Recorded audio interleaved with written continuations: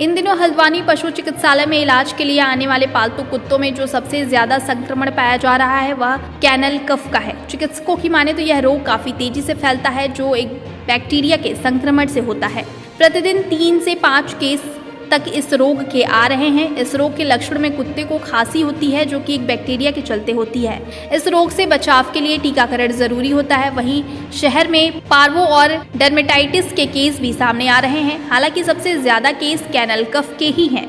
शहर के पशु चिकित्सालय में तैनात चिकित्सक डॉक्टर आर.के. पाठक का कहना है कि कैनल कफ के बाद डर्मेटाइटिस और पार्वो से ग्रसित केस भी सामने आ रहे हैं। हालांकि हालात अभी उतने चिंताजनक नहीं है। लोगों को चाहिए कि वह समय से अपने पालतू जानवरों का टीकाकरण करवाए ताकि वह संक्रमण से बचा रहे। साथ ही कुत्तों में किलनी और पिस्सू होने से बचाव करना चाहिए क्योंकि इससे उन्हें बुखार आ सकता है, इसलिए इस पर ध्यान देना जरूरी है।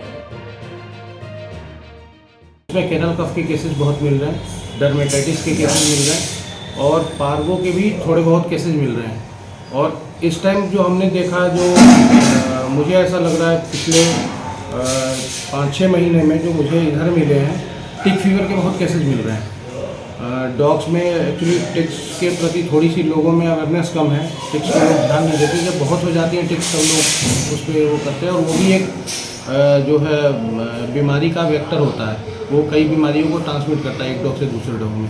तो उसके भी केसेस मिल रहे हैं कि बहुत हाई फीवर होता है, डॉग बिल्कुल वीक हो जाता है और कई दिनों तक कई बार खाता पीता नहीं है। लेमनेस के भी सिम्टम दिखते हैं उसमें। सर क्या सावधानी बरतनी चाहिए, कैसे उसका ट्रीटमेंट दिया जाना चाहिए?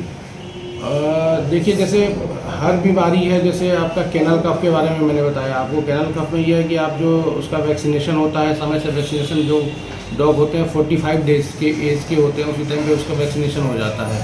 उसके बाद उसकी बूस्टर डोज फर्स्ट ईयर में लगती है, 75 डेज पे लगती है और उसके बाद हर साल उसका बूस्टर डोज लगता है। तो जो हमारे अवेयर जो कस्टमर हैं या जो अवेयर जो हमारे पशुपालक हैं वो तो अपना समय से वैक्सीनेशन कराते हैं, लेकिन जो नए पशुपालक होते हैं खास करके जिनको नहीं पता है वैक्सीन के बारे में, जिन्होंने अभी पहली बार डॉग पाला है, तो उनके डॉग्स में ये ज़्यादा दिक्कत दिखती है। तो उसका वैक्सीनेशन समय पे करा लें और अगर बीमारी हो जाती है तो उसका तुरंत जो है पशु चिकित्सक से संपर्क करके उसका ट्रीटमेंट करवा लें। सर पार्वो या डिस्टेंबर जैसी गंभीर बीमारी तो नहीं हो रही इस गर्मी के सीजन में? पार्वो के भी केसेस जैसे अभी थोड़ा ठंडा मौसम होगा तो मुझे लगता है बढ़ेंगे उसके केसेस, जैसे बरसात होगी। फिलहाल पार्वो के केसेस उतनी संख्या में नहीं है। कैनाइन डिस्टेंपर के हैं केसेस, कैनाइन डिस्टेंपर के केसेस आ रहे हैं हमारे पास, पर कंपैरेटिवली कैनल कफ के कम है वो। जैसे हमारे पास ओपीडी होती है हमारी, तो एक दो केस ऑलमोस्ट रोज़ मिलता है हमें। सीडी का भी मिलता है जो आप बता रहे हैं, उसका भी वही है कि आप जो है उसका 45 डेज पे वैक्सीनेशन करवा लें। जो 7-in-1 वैक्सीन आती है, 9-in-1 आती है, उसमें उससे क्योर हम कर सकते हैं। और एनुअल वैक्सीनेशन होता है उसका, हर साल बूस्टर डोज लगती है, तो उसको करवाना चाहिए समय से। डॉग को अच्छी डाइट देनी चाहिए। जो स्ट्रेस आता है जैसे हीट वगैरह का समय है ना, इस टाइम जो एडवर्स वेदर होता है इसमें हर बीमारी फ्लेयर अप करती है। जैसे ही एडवर्स वेदर है, जैसे हीट स्ट्रेस डॉग्स में बहुत मिलता है, जो ओपन में लोग अपने डॉग्स को छोड़ देते हैं। तो उस केसेस में क्या होता है कि आपकी कोई अगर बीमारी सबसाइड स्टेज में है, हल्की फुल्की है, उसके अंदर थोड़ी मोड़ी दबी हुई है, तो वो भी जो है फ्लेयर करती है, वो भी बढ़ती है।